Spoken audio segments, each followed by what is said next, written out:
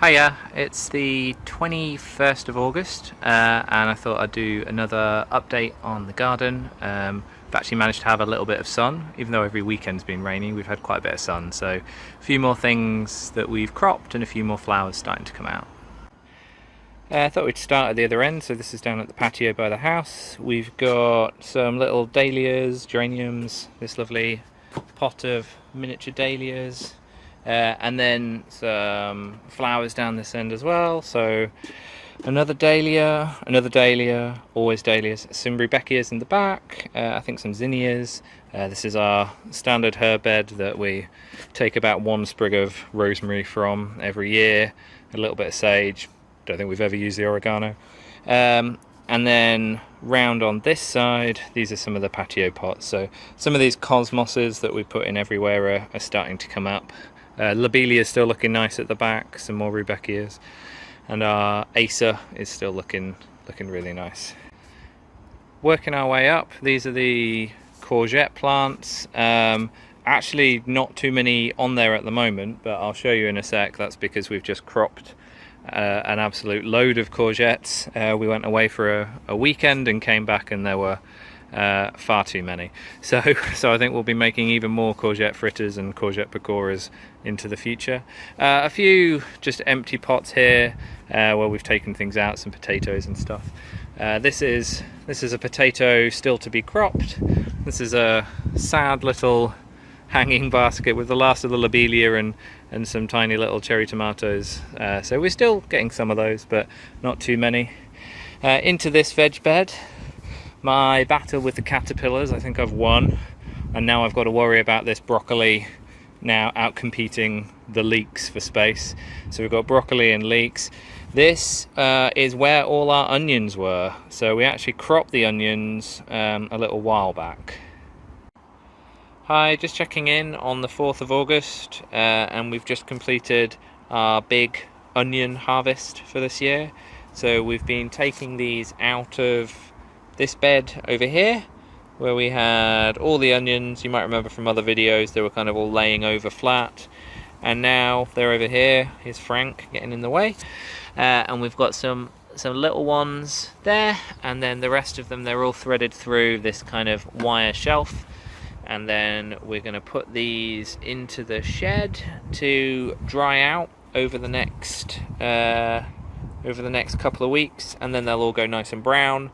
And then once they're all dried and all the green leaves have shriveled up, we'll neaten them up and then string them up and store them, and they should take us all the way through into winter. And over here is where the squash is growing. This has just now gone completely ridiculous. So we've got a complete squash canopy that goes all the way up and between the two. There's a few different varieties of squash. This one is finally, now that it's got 7 foot tall, decided to put some fruit out. I'm not sure why it's got leaves coming out of there. That's unusual. Maybe that's not fruiting. But we've got quite a few of these long hangy ones. So we've got, this guy seems to be setting.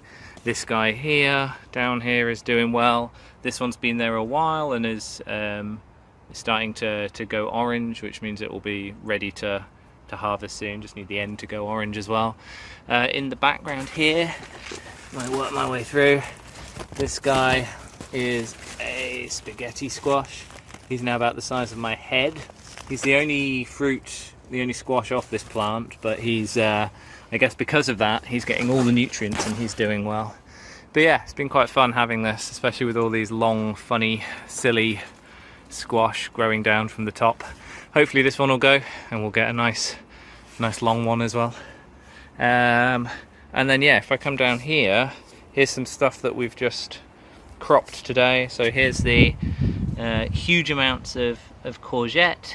I've got a whole basket full of spinach that I've just cut back. 1 corn of many corns to be cropped, and a few beetroot. We don't actually need the beetroot just now, but needed to make a bit of space.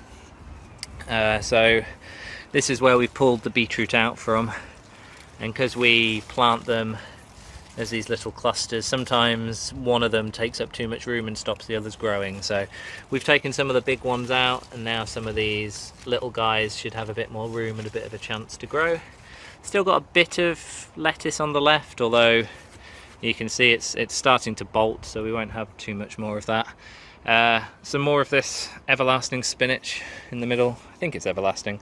It's everlasting, or it's well, perpetual spinach or something else. But we'll keep cropping that because we just cook it down and then freeze it, and we can use it whenever we need.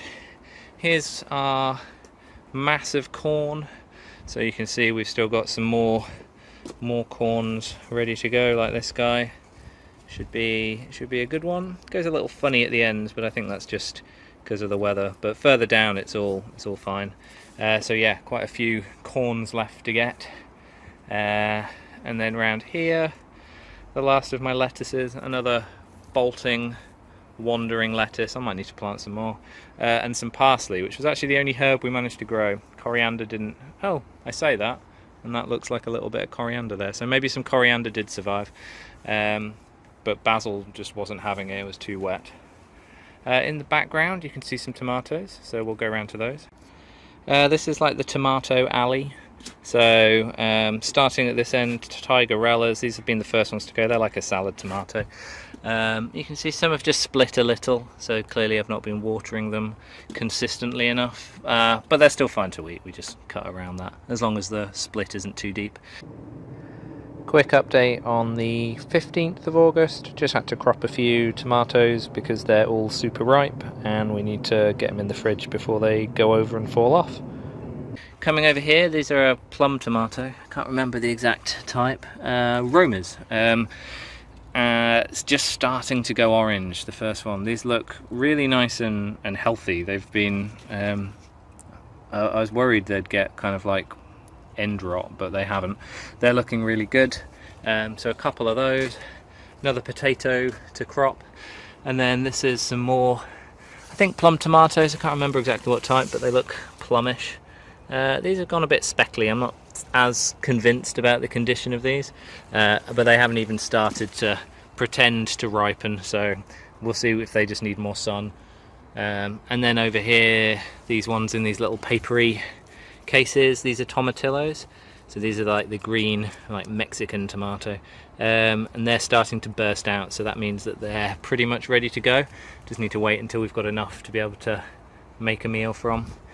While I'm here, you can see some bees enjoying, bees or wasps, I think bees, enjoying the squash flowers.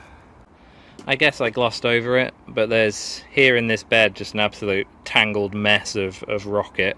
You can still come out and pick some leaves. I should probably have controlled it a bit better, but that's just taking over the middle space of this bed. But this is kind of like our salad bed, so I'm quite happy for that to happen.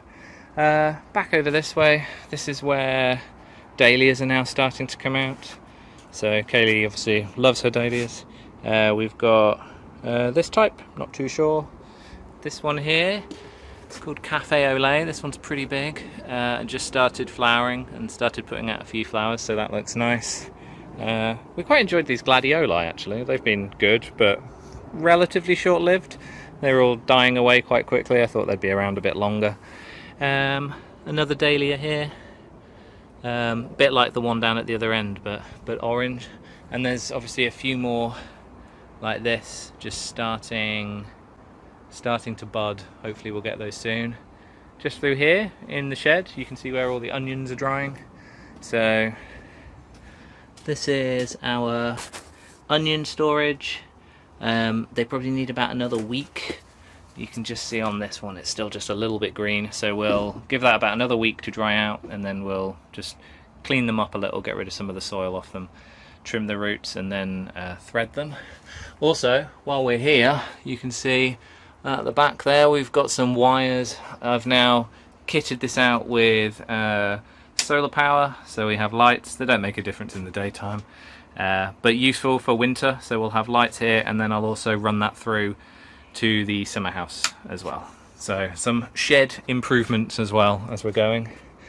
And then turning around here, we've got this bed, which is mainly perennials.